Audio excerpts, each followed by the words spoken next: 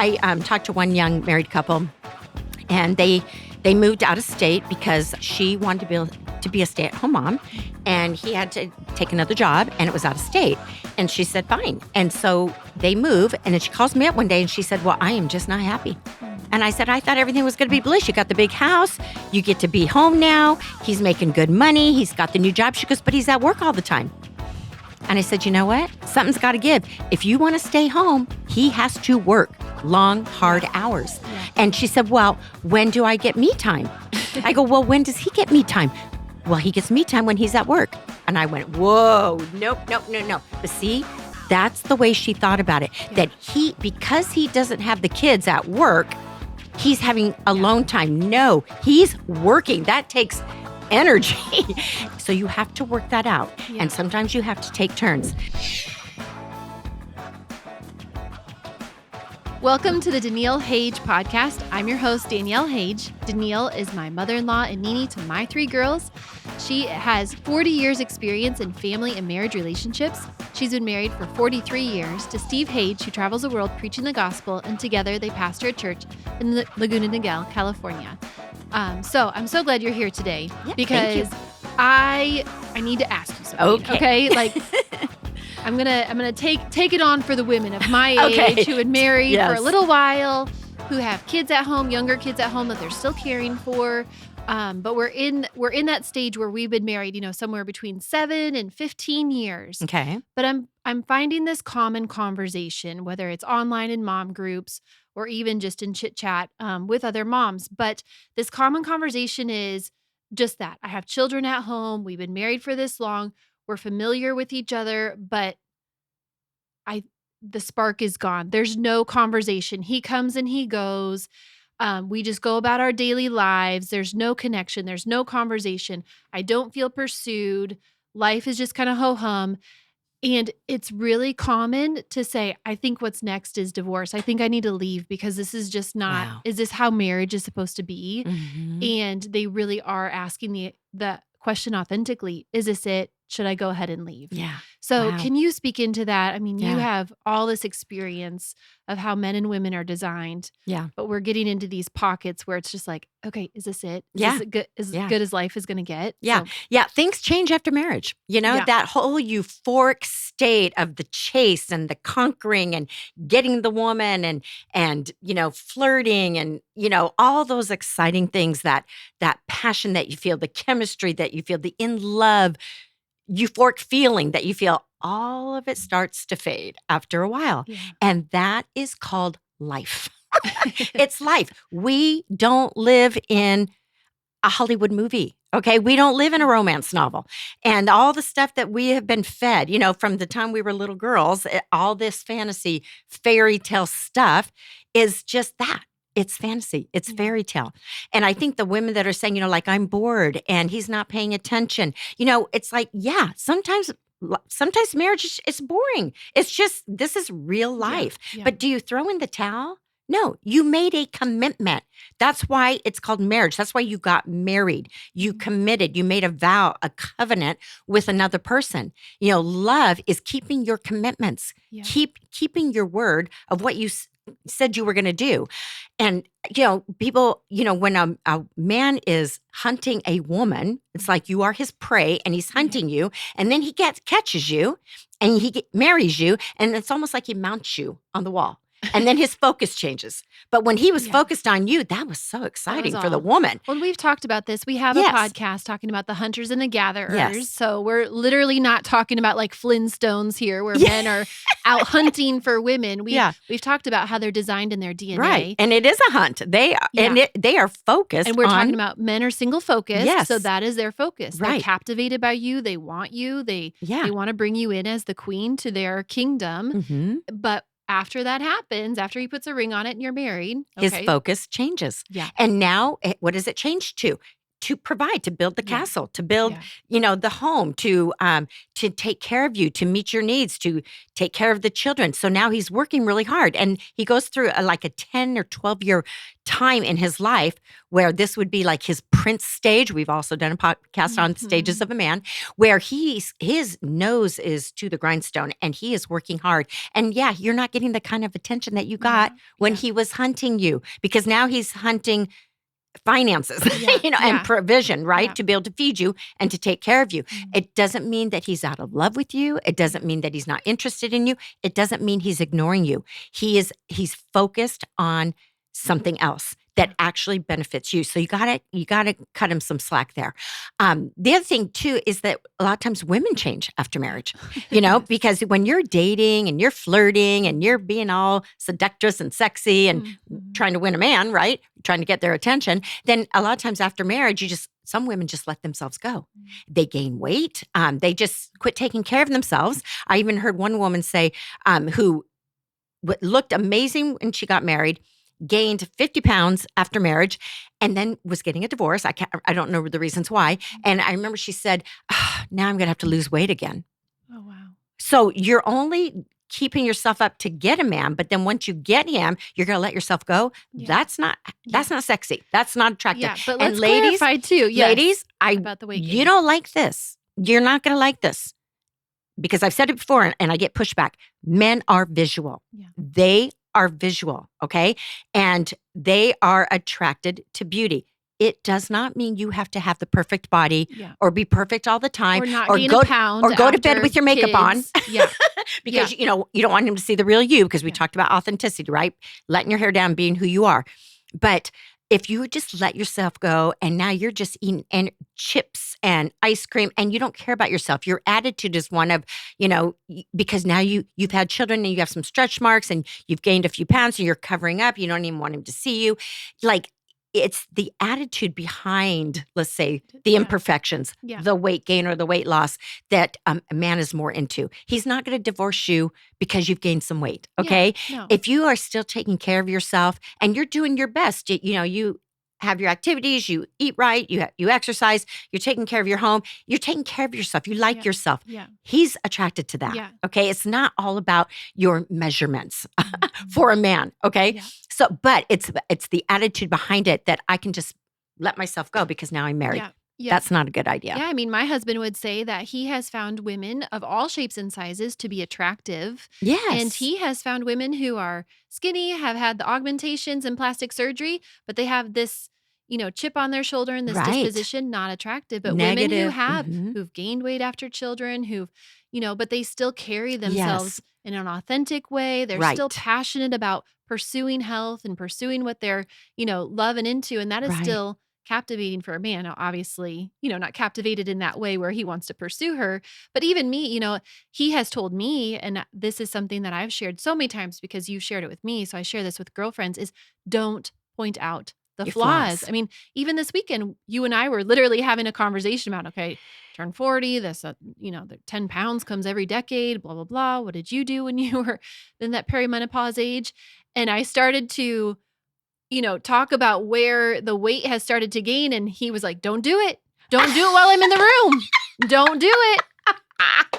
That's so cute. He's like, don't start talking negative about your body in front of me. I'm single focused. I will notice it, but just don't do it. So women just, have the chit chat with other women, but don't point it out, especially when you're in the bedroom. Right. When you're in that moment, when you are vulnerable, I'm sorry. I just, don't do that. Because remember, when you feel good about yourself, that's hot. Yeah. That is sexy. That's attractive. When you're confident in who you are. And, so you're like that little sex kitten before you got married, right? That he can't wait to get his hands on. And then you get married after children, you start kind of not feeling as confident about things about your body. And so it does change your sex life too. And and ladies, you have to remember, like, a man, because of his single focus, he doesn't notice what's wrong with you when you're naked. All he is focused on is getting into your body. Okay. So when you have to, even if you don't feel confident about yourself, you act like you are, and you be that sexy woman that is inside of you, because that is going to elevate your sex life for sure, but that's one of the areas that women change a lot in after marriage is because they start, trying to not expose themselves so much. Yeah. And your naked body for a man is golden. Okay. So again, yes, don't point out your flaws. Of course you have them. We all do. And so does he. Okay. He has flaws too. He doesn't have the perfect body either. Yeah. And so it's not about that.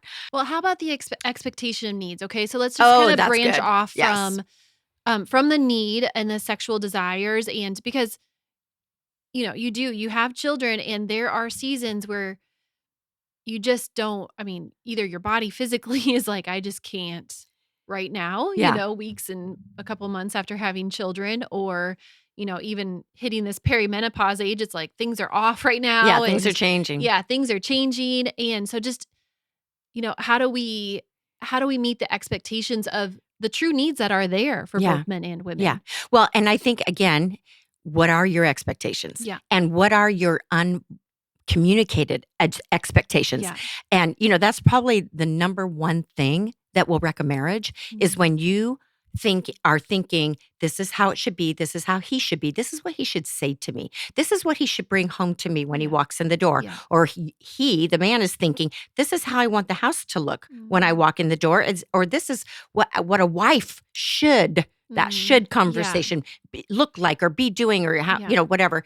But you're not communicating it. You're not talking about it. The should right. You get in your head about it. I talked to someone the other day, and they've been married a long time. They know all the groundwork and stuff, but they started, I believe a lot of times, a lot of people do this. You start attaching to your thoughts, what you're thinking, what you're expecting, and what they're not doing. And you're not saying it out loud, but you start thinking about it like, ugh, yuck. I don't like this. I'm bored. Maybe there's something better out there for me. And you start believing your thoughts. You've got to remember, thoughts come and go. They pop into your head. It's what causes you to have feelings, okay? How you think about something. Yeah. And this, then you start getting really depressed because you get so negative in your head. Yeah. Again, you've never even had a conversation with your husband, but you're just getting more and more negative, and it's like this slippery slope. Yeah. And for this one person that I talked to, it even sent her into a depression where she just said, I am so unhappy. I don't like myself. I don't like my marriage. And then I just started talking about, you remember that in-love feeling doesn't last forever. Mm-hmm. You remember that, right? Like you've been taught that love is not a feeling. Yeah. Love is a choice.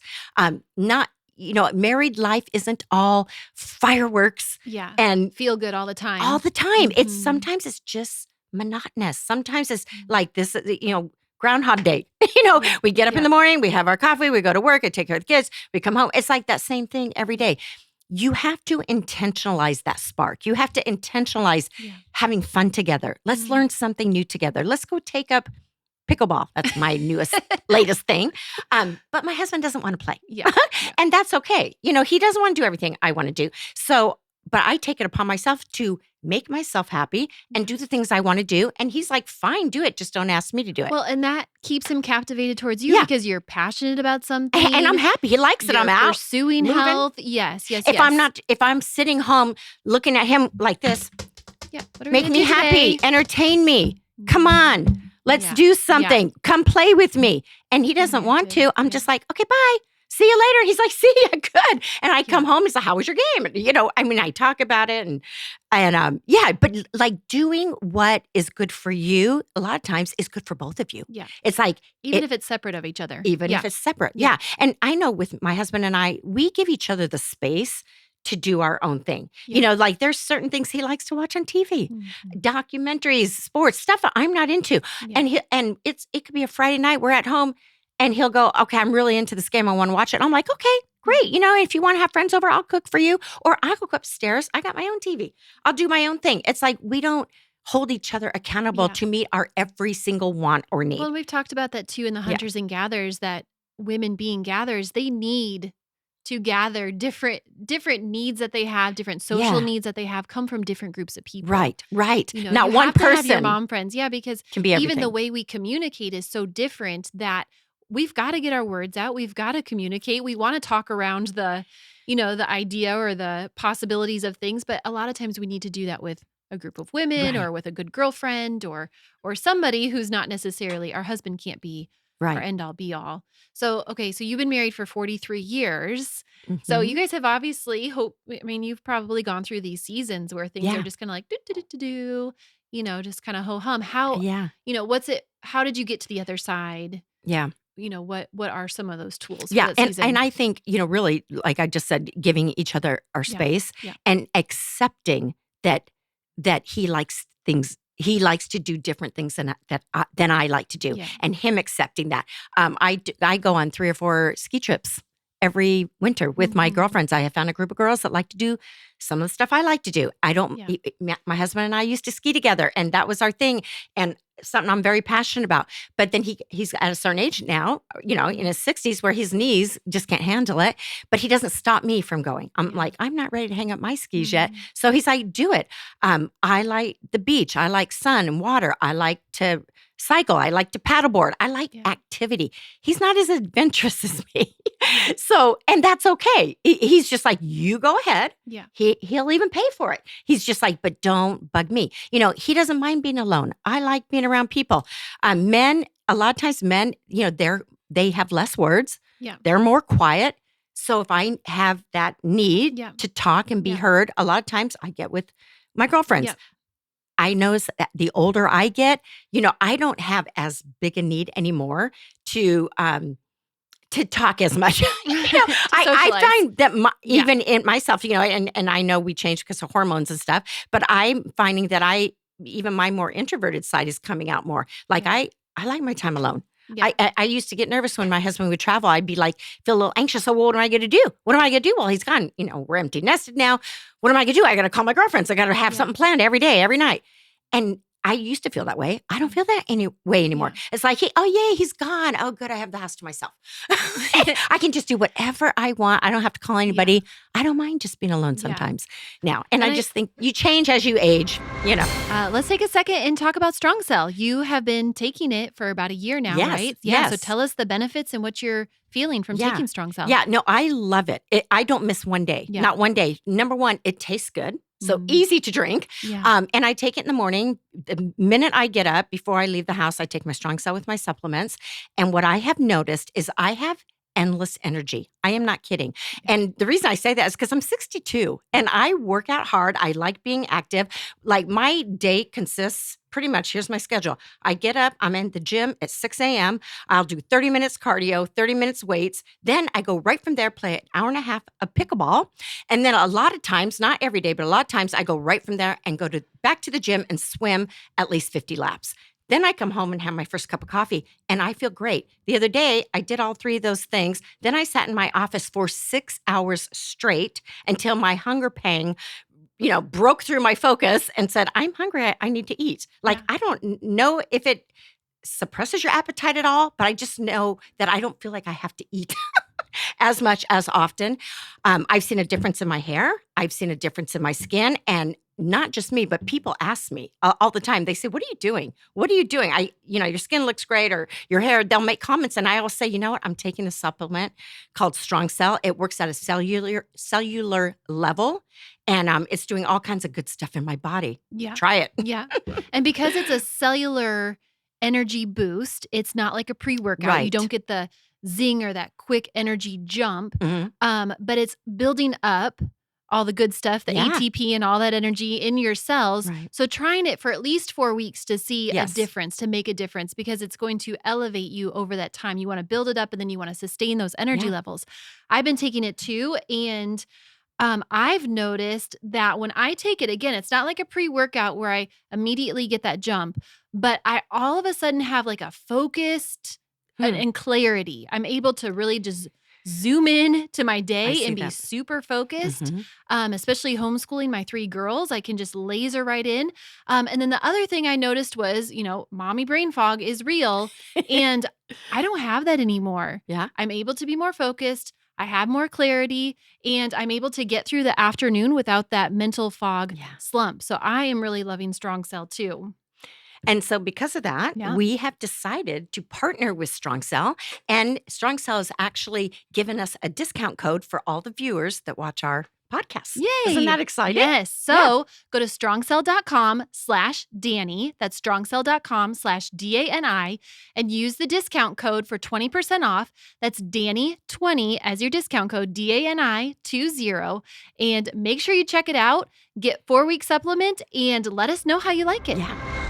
So we've talked about before understanding men in that middle prince Stage of life. You know, their purpose, their drive in that season is to provide, to protect. They're making money. They're build. working. Yeah, they're probably working long hours. They're Right. probably trying to work their way up there. Yes. You know, the corporate ladder. So when they come home, and women don't understand this. They need the space to rebuild back up their testosterone because doing that will help them to connect to the children, to step in, to provide the helping hands. And I think a lot of the underlying issues when I'm reading some of these posts by women or, you know, chit-chatting with girlfriends is the expectation that I've been handling this all day. All day. I need a break. I'm wiped out. I need a break. And he's been off. I don't care that he's been off at work. That seems like a break to me. And he's got to have lunch out and, you know, have an hour where he could go out, you know, and enjoy lunch out. And that seems amazing for me. So the expectation is as soon as he walks in the door, like he needs to help me out. He needs to take these kids. the kids. I need my break. This is time for me. When really, if we can build in some compassion, some empathy and understand their single focus and what they need to be able to rebuild their testosterone back up to then hear they need what your needs alone time. Yeah. They need quiet. Yeah. They need maybe to get on their computer. They might need to wash their car. Yeah. It's called transition. Men have transition rituals. Yeah. And when he comes home or when he's going to work, he's transitioning to the mindset of going to his job. When he's coming home, he's transitioning to coming home. So you got to figure out what your man needs when he walks in the door. And usually men only need about 30 minutes. That's what they say. Right around 30 minutes to kind of just unload all my stuff, change into my old comfy clothes, or maybe I need to go sit in the spa, that hot tub, you know, for go for a run 15 minutes or go for a run or work out, whatever it is that he needs to transition from work to home. Okay. Women don't need that much time because again, we can transition quicker, like from topic to topic, conversation to conversation, detail to detail. But men, and it has everything to do with the way that our brains are set up. It has everything to do with our corpus callosum, which I know is a big word, but it's that gray matter between our left and right side in our brain. And that's real. This is science. Okay. And I don't understand it totally, so I won't talk about it. But that's what it is. It's not because I'm being selfish or he's being selfish. It's the way our brains are set up. Once he has his his 30 minutes, his testosterone is all used up at work. So now it's getting replenished, which is actually going to be better for the woman if for bedtime, right? Yeah. If he has enough testosterone, or even enough testosterone to be able to pay attention to her, you know? Yeah. So it actually works better. So, and men will say, you know, and I need some time alone and then I can be present for the family, you know, but right now I'm stressed out. I have to relax a little bit. So you got to figure out what he needs he needs and talk about it and leave him alone. Don't throw the kids at him the minute he walks in. I talked to one young married couple and they moved out of state because she wanted to be a stay-at-home mom and he had to take another job and it was out of state. And she said, fine. And so they move and I hadn't heard from them in a long time. And then she calls me up one day and she said, well, I am just not happy. And I said, I thought everything was going to be bliss. You got the big house. You get to be home now. He's making good money. He's got the new job. She goes, but he's at work all the time. And I said, you know what? You can't have it all. Something's got to give. Something's got to give. If you want to stay home, he has to work long, hard hours. Yeah. And she said, well, when do I get me time? And I said, well, maybe on the weekend. She goes, no, he wants to play golf on the weekends. I go, well, when does he get me time? Well, he gets me time when he's at work. And I went, whoa, nope. But see, that's the way she thought about it. Yeah. That because he doesn't have the kids at work, he's having alone time. No, he's working. That takes energy. And so because she has the kids, she wants to get away from the kids. So she wants her me time. But what she's saying is, I want you to go work your job and then come home and work my job that we both agreed to, that this is what I wanted to do for my job, is stay home and take care of my kids. So you have to work that out. Yeah. And sometimes you have to take turns and give him his transition time when he gets home. And then maybe your me time is after the kids go to bed. Yeah. Or maybe, but you cannot have your cake and eat it too. Like this is what you asked for, lady. Especially in this season. And so rather than griping and complaining, show appreciation that he's made your dream come true. Yeah. And stop whining about it. Yeah. I think what's helped in our relationship, because I can definitely get tit for tatty about stuff like this and get on Christian's case. And all of us can. what has helped, what he has started doing, so men, this is a little tip for you, is saying, hey, I need this 30 minutes right now. I'm going to go work out. I'm going to go on a run. But as soon as I get back, I'm going to step in, or I want to hear that conversation. Yes. So he does make that plan to make the connection. Right. He lets me know, if you can give me this 30 minutes to an hour to do this because I need to be recharged, I know that there's needs on the other side of that. And we've talked about that, how men and women relate to their needs differently. We're self-sacrificial. So we think we put ourselves on the last why wouldn't he put my needs first? But him even just saying that, like, I recognize there's a need there. That's awesome. And it's helped me. It's helped us, that communication. That's communication. That's communicating with your partner. That is awesome that he is sensitive to that, because he's learned this. I mean, you guys didn't know this when you first got married. It's stuff we have to learn. Yes. It took these years of being that 7 That's right. Some years.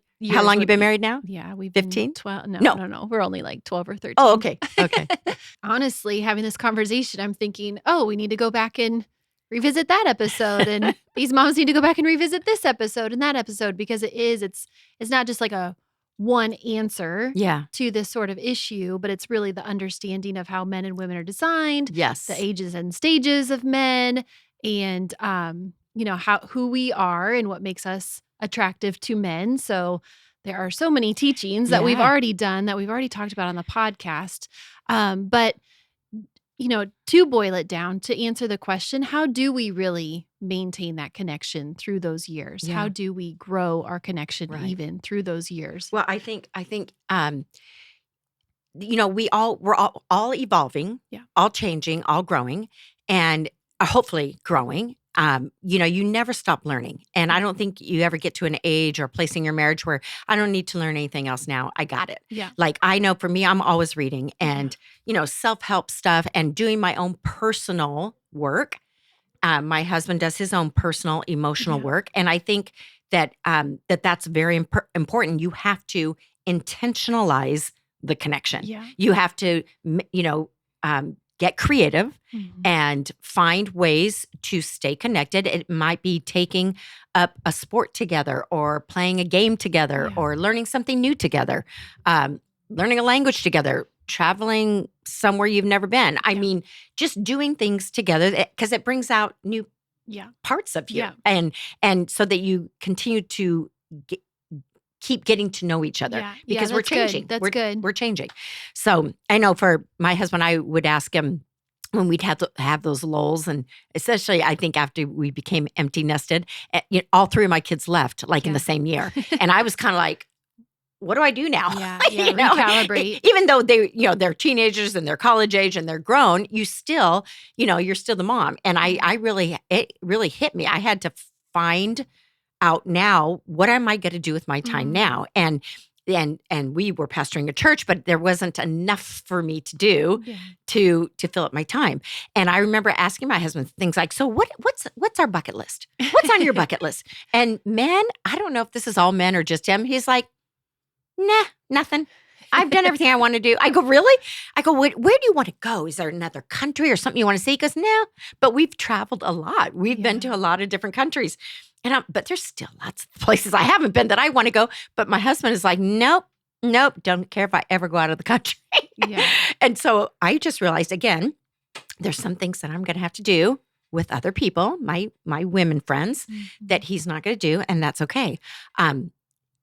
But I think just, again, being sensitive to one another, intentionalizing appreciation, exercising compassion, exercising empathy, and doing your best to try to understand, trying to have conversations, just it doesn't have to be that hard. I don't think it, I Yeah. think we make it much more complicated than it really needs Right, to be. right. As long as you're both, again, healthy people, there's nobody falling into some bad addiction or, doing something outside of the marriage that you're looking for outside of the marriage that you can't get inside of the marriage. You have to be on the same page, what you're both agreeing to. Yeah.